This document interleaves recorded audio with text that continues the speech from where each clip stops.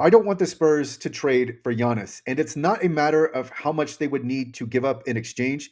I don't want Giannis on the team. I've heard Bill Simmons and Zach Lowe talk about how great a Wemby and Giannis pairing would be. I think it would go in the other direction. I think this would be a negative for the franchise. And on the big board, I have 9 tiles that set out why this is the case. Starting with the first tile, enough. Win is enough. What about winning with what you have? And the Spurs have a lot. So why is Giannis? Why do we need to add Giannis? I think this mindset comes from watching LeBron team up with Dwayne Wade and Chris Bosh, and then seeing Kevin Durant join a Warriors team that already had a 72 win regular season. And so the idea is just to make your team as stacked as possible. But when you get to this point, how much does the championship even mean? Obviously, that's the end objective. But if you win the championship, it counts how you win the championship. And if it comes about because you just stacked your team to the point that other teams really couldn't even compete, it doesn't mean as much. And we saw this with Kevin Durant and the Warriors. Their championships aren't celebrated. They're not celebrated because they were really winning by just walking in the gym. And so I don't want it to be that you walk up to the championship door and all you have to do is really nudge it and then you win the championship. There's not really a celebration in that. There's not a celebration in having such a stacked team at a moment in time that you just walk up and go ahead and grab the championship because you have too much talent on your team. And I think the Spurs already have a lot of talent. They've built it. They've built this through tanking and fortune in the lottery, and now they're ahead of schedule. And so you have enough with this team, even if they don't win now, they can win in the future. And so that is one reason why I see no need for Giannis. Another is this team they already get along so well. You can see the connection just on the court. And I've heard players talk about, well, I don't need to like my teammates to play with them. It helps so much when you like your teammates. And the Spurs are example A. Just watching them on the court, looking at them on the bench, they like each other. They're connected. And so if there's a Giannis trade, that's going to be an earthquake for this team. And you don't know how they're going to react, especially because the core is so young. So that's another reason why you'd be completely disrupting the team's chemistry to add Giannis.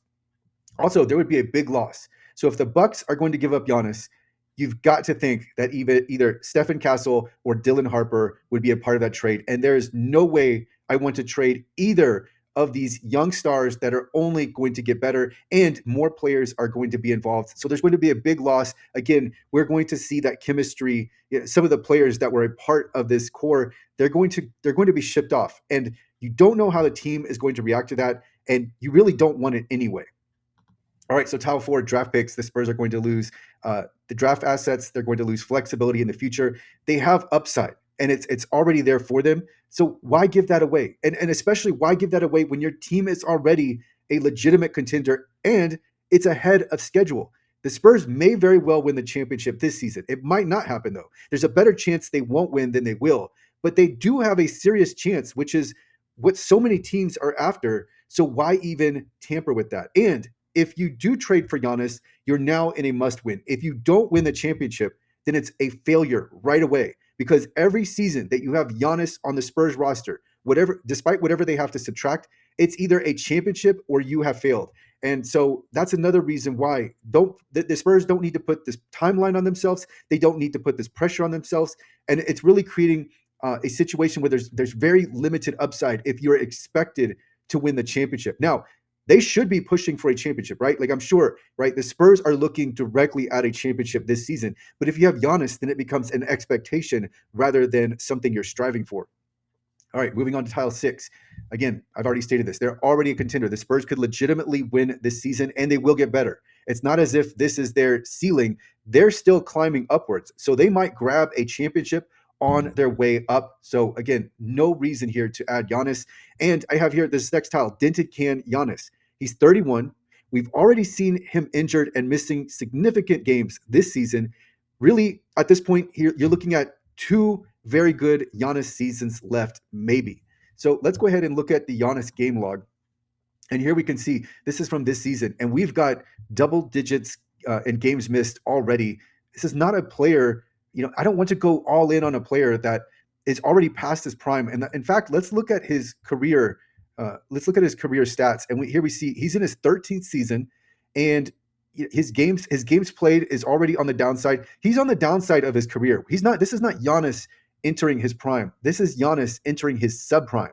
So again, I think there are 2 good seasons left, but even still, we see that he has this. The first part of his career, he doesn't go below 72 games. And then after that, 63, 61, 67, 63. And then we have the 73, and then last season, 67. He's already not going to hit 70 this season. This is a guy that he's going to be, right now, he's coming off of his prime. Soon he will be subprime. This is not a guy I want to go all in for. And the Bucks are trading him at the right time. He's still playing as a top 3, 4, 5 player in the league. But this is not the right side of his career. This isn't when you'd want to get him. You'd want to get him where he's entering his prime or just starting his prime. This would not be the case. So again, I don't want. There's so many reasons why you wouldn't want to acquire Giannis, especially when you're giving up young up and coming players. And then we also have here Victor is the alpha. This is Victor's team. Victor doesn't need Giannis. Victor can win without Giannis. And if you added Giannis, how would that even work? Because Giannis is used to running the show. He's not going to run the show in San Antonio. It's going to be Victor. It will always be Victor. Victor is the best basketball player on the planet. There's not going to be anyone else that comes in and unseats him. And so everyone falls after Victor. And I don't know if Giannis would be aware of that. And so it's another way that he could negatively affect the chemistry. And then here, what I've already talked about, the Spurs are up and coming. Giannis is entering his subprime. There's no real reason for the Spurs to trade for Giannis unless it's simply that we want the weak championships. We want the paper. We want the championships where the other teams couldn't really compete because we were able to trade for a player within the salary cap restraints where other teams aren't, and we were able to assemble this roster. It just, to me, there's not a lot here. Like, even if the Spurs win when you start to think about, even if they won the championship, what would it mean? This would be Victor teaming up with Giannis. Even if he is, obviously he's still going to be the number one on the team, but when you add him, you really just add it becomes like somewhat embarrassing how much talent the Spurs would have at this point. And I'm completely the opposite of how Bill Simmons and Zach Lowe are painting this, as if it's such a dream team that I'd want to have. I wouldn't want the Spurs to win this way. I wouldn't want the championship. And then you get the expected championship. I'm presuming you'd get the expected championship, but then everything would be, it wouldn't last that long, right? Giannis is going to get injured. He's not going to be the same player in just 2 years. He's going to be on a different path for his career, right? Like, he'll be winding down, and the Spurs will have traded someone that is ascending. And I think Dylan Harper, I would not want to get rid of Dylan Harper. And De'Aaron Fox is playing like every bit of a superstar, like a player deserving of a max extension. So I don't see any reason.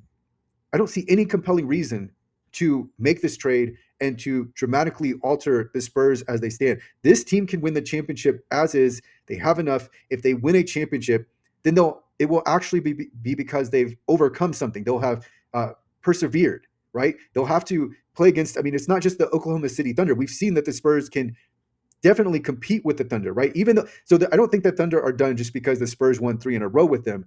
But if they enter in a series, the Spurs are very much right there. These are teams that are peers with one another.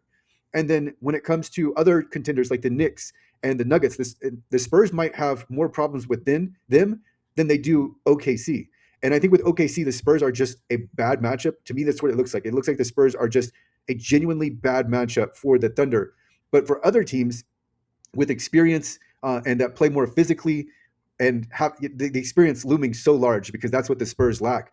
But with these other teams, they may be able to come at the Spurs in a different way and actually take them out. And so here we have multiple teams that are in contention, that are in championship contention.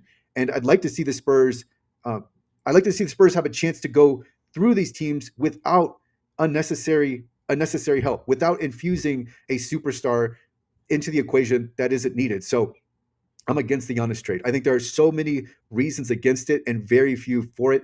And to be in a situation where a championship is expected, because I think you have to keep in mind is it's not just about the ultimate objective. And that's what everyone is so focused in on is you need to get the ring, you need to win the championship, and then somehow everything is okay. But there's also an aspect to this of as in how you win the championship. Like when we saw Dirk, Dirk won the championship as the sole superstar with a cohesive unit around him, talented players, but there were no other really stars or superstars, and Dirk won that championship. That championship counts for a lot. Kevin Durant's championships with the Warriors count very little. And I think if the Spurs added Giannis, we'd be at that point where what does the championship even mean? Okay, you were able to win with Giannis and Victor and let's say De'Aaron Fox and Dylan Harper. So what? And that's what it would be. So what? It's expected. And if you didn't win the championship, then it would be so much worse because then it would have been the season would have been objectively a failure. So whenever I hear Bill Simmons and Zach Lowe throwing in the Spurs to the Giannis discussion, I always think they're just completely off. And it was good to hear Kurt Goldsberry talk about the Spurs mindset and how being around the Spurs, he didn't think that there was any likelihood that the Spurs were going to pursue him for so many reasons, some of which I've talked about. But if you're the Spurs, Giannis he doesn't make a lot of sense.